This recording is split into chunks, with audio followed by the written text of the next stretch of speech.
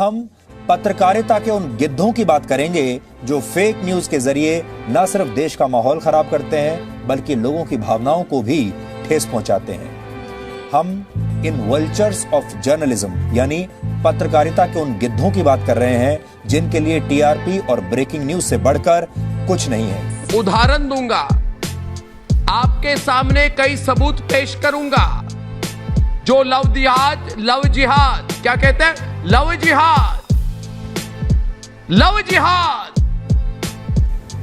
जिहाद को लेकर लव जिहाद की दरअसल परिभाषा क्या है? सवाल ये नहीं है कि लव जिहाद है या नहीं है, ये सवाल ही नहीं है। बहुत बड़ी संख्या में ऐसे लोग हैं जिन्हें आप लिबरल्स कहते हैं, बुद्धिजीवी कहते हैं। वो लगातार इस बात से इनकार करते आ रहे हैं कि लव जिहाद इस देश में है ही नहीं। कई बार कई तरह की इंक्वायरी भी होती है, हम नहीं जानते उन इंक्वायरीज में कितने वो अंदर तक, कितनी तह तक जाकर वो जांच करते हैं। लेकिन जब हमारे रिपोर्टर्स गए हैं, जो भी लोग इस देश में इंक्वायरी करने वाले लोग हैं, चाहे वो सरकार के लोग हों, चाहे वो कानूनी लोग हों, वो चाहें तो हमारे रिपोर्टर से मिल सकते हैं। केंद्र सरकार ने लिखित जवाब दिया था संसद के पटल पर। गृह राज्य मंत्री जी कृष्णा रेड्डी ने 3 फरवरी 2020 इसी साल जवाब दिया गया कि यह कहीं भी परिभाषित नहीं। पहली बात, हम कहते हैं कि लव जिहाद था और है, मगर हम ये भी कहते हैं कि ये भारत है, भारत, इधर लव जिहाद होने नहीं देंगे। उस समाज से आप उम्मीद ही क्या करें जहां 90% संबंध दहेज के सामान से तय होते हों, वहां प्रेम कितना ही होगा आप जानते हैं। इसलिए जिसने प्रेम की जगह कार और वॉशिंग मशीन को प्रेम समझा, उसी से उम्मीद भी की जानी चाहिए कि वह लव जिहाद के भूत को खड़ा करेगा, सही मानेगा। यह कुछ और नहीं है, भारतीय समाज में पुरुषों के विजय और उनके एकाधिकार का उद्घोष है कि शादी कौन करेगा, किससे करेगा, ये मर्द तय करेंगे। दूसरी बात, कितने मामले हैं लव जिहाद के? इस आंकड़े का केंद्रीय एजेंसियों को कोई संज्ञान नहीं है। यानी कि केंद्र सरकार के पास कोई आंकड़ा नहीं है कि देश में लव जिहाद के कितने मामले सामने आए हैं।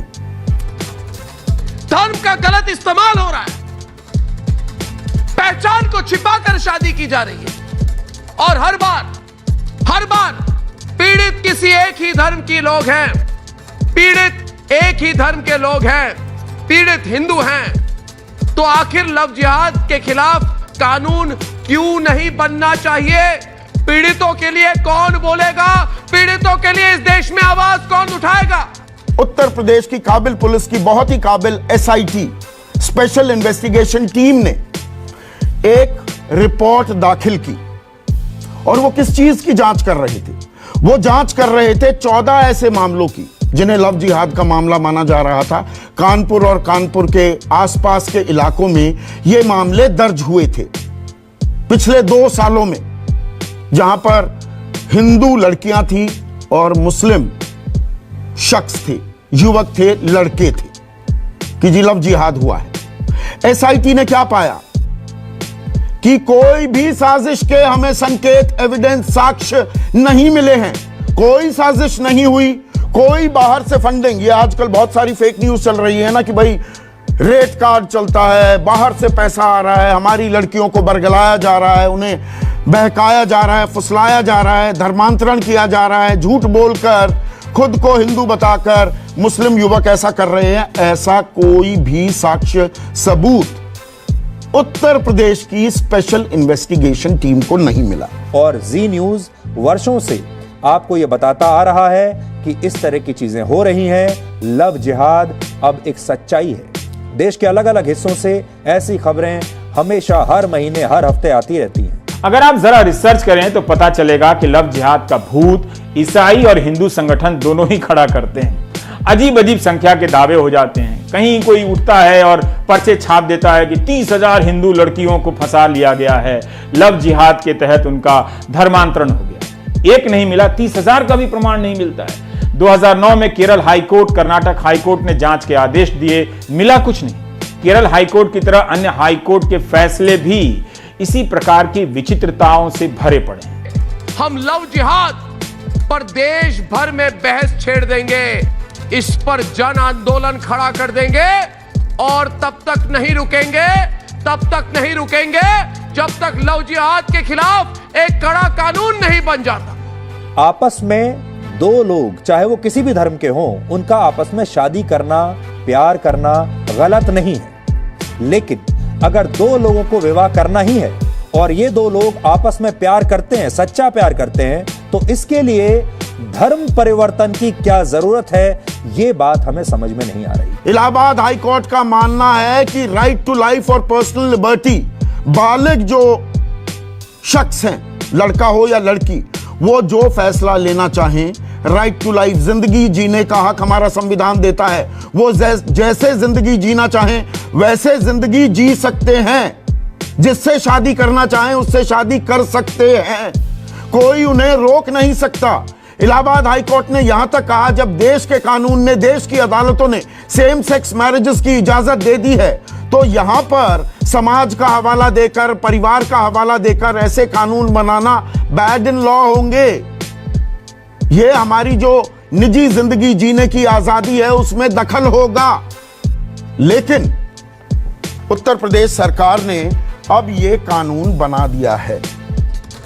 किसी भी धर्म की बहनों या बेटियों के खिलाफ जुल्म क्यों बर्दाश्त करें हम? यह सवाल सिर्फ अकेला मैं नहीं, मेरे साथ आज पूछता है सारा भारत। इस देश में हर 15 मिनट पर, हर चंद मिनट पर एक लड़की के साथ बलात्कार होता है। उसका कोई भूत नजर नहीं आता है, मगर लव जिहाद के नाम पर भूत खड़ा हो जाता है। केरल में लव जिहाद का भूत खड़ा किया गया और बाद में जब मामला शांत हुआ तो संसद में कह दिया गया कि केरल में लव जिहाद नहीं है, ना इसकी कोई कानूनी परिभाषा है हमारे पास। यूपी, मध्य प्रदेश, हरियाणा से आवाजें आने लगी हैं कि लव जिहाद को रोकने के लिए कानून बनाएंगे। लव जिहाद सच्चाई है, लव जिहाद एक्सपोज करेंगे, लव जिहाद को रोकेंगे, लव जिहाद को कानून बनेगा, लव जिहाद के खिलाफ खत्म करेंगे, लव जिहाद को बर्बाद करेंगे, लव जिहाद को ध्वंस करेंगे, लव जिहाद को हटा देंगे, लव जिहाद को। लव जिहाद 363, 366, इसमें अगर कोई छल कपट, जबरन, बहलाकर, फुसलाकर, धमकाकर धर्मांतरण कराता है तो उसके लिए पहले से ही हमारे कानून में प्रावधान है। तो जरूरत क्यों आन पड़ी है? क्या ये हिंदू मुसलमान किया जा रहा है? टारगेट दरअसल मुसलमान है। और शब्दों का इस्तेमाल यहां पर देखिए, अगर पिछड़ी जाति की लड़की है, अनुसूचित जाति जनजाति की है, ये चीज भी आफ्टर थॉट के तौर पर क्या डाले गए हैं? दरअसल गंगा जमनी जो तहजीब है हमारी, मिलकर हम साथ रहते आए हैं, हिंदू मुस्लिम भाई भाई का हम नारा बुलंद करते आए हैं। क्या अब एक दो फाड़ करने की भी कोशिश है कि हिंदू मुसलमानों में आपस में कोई राफ्ता ना हो, ना साथ खाना खाएं, ना साथ रहें, ना शादी करें? कि कानून तो बनेगा बनेगा बनेगा, 100% बनेगा, देखते हैं कौन रोकता है। कानून व्यवस्था संभल नहीं रही। हाथरस का केस पूरा देश ही नहीं, पूरी दुनिया जानती है। कोरोना आपसे संभल नहीं रहा, किसानों की दिक्कत है, 12-12 हजार करोड़ के बकाया हैं पश्चिमी उत्तर प्रदेश के किसानों के, गन्ना के, वो आप दे नहीं पा रहे तो लव जिहाद का राग छेड़ दिया आपने, इसकी वैक्सीन लेकर आ गए। तो अब आप ये समझ लीजिए कि ये समस्या है, तो अब आप इसका नाम क्या रखना चाहते हैं ये आपके ऊपर है। लेकिन जो इसका चारों तरफ जो नाम चल रहा है, लोग जिस नाम से इसे पुकार रहे हैं, उसे कहते हैं लव जिहाद। बहुत सारे लोग इस नाम को सुनते ही अपनी आंखें बंद कर लेते हैं, दिमाग बंद कर लेते हैं और कहते हैं कि इस तरह की कोई चीज भारत में है ही नहीं। लेकिन जब आप एक अच्छे रिपोर्टर की तरह शहरों में, गांवों में, कस्बों में जाएंगे और सड़क पर आम आदमी से मिलेंगे, लोगों से मिलेंगे जो इस पूरे मामले से पीड़ित हैं, उन लोगों से मिलेंगे जो इस सब्जेक्ट को जानते हैं, उनसे मिलेंगे, या जो पीड़ित हैं, तो आपको पता चलेगा कि इस देश में चल क्या रहा है। वैसे तो ये हिंदू मुस्लिम नेशनल सिलेबस का हिस्सा है। बेवक्त और बेजरूरत इसके छेड़ने का मतलब यही है कि किसी को यकीन है कि भारत के समाज को हिंदू बनाम मुस्लिम के भूत से अभी और डराया जा सकता है, उसे अंधेरी कोठरी में कैद रखा जा सकता है ताकि उसे अपने आसपास की आर्थिक तबाही नजर ना आए। बताइए, और इसे लेकर गोदी मीडिया और राजनीतिक दल बेरोजगारी से भी ज्यादा बहस करते हैं। इसलिए फैसला आज आपको करना है कि आप क्या देखना चाहते हैं। इन गिद्धों के घर इसलिए चलते हैं क्योंकि आप चीखने चिल्लाने गाली गलौज और मारपीट वाली इस पत्रकारिता का विरोध नहीं करते, लेकिन अब समय आ गया है कि बहस के नाम पर सब कुछ तहस नहस करने की इस प्रथा को बंद किया जाए और इसके खिलाफ क्रांति कोई और नहीं बल्कि सिर्फ आप ही कर सकते हैं। आप लोग देखना बंद कर देंगे तो ये डिबेट शोज भी बंद हो जाएंगे। इसलिए आज फैसला आपको करना है।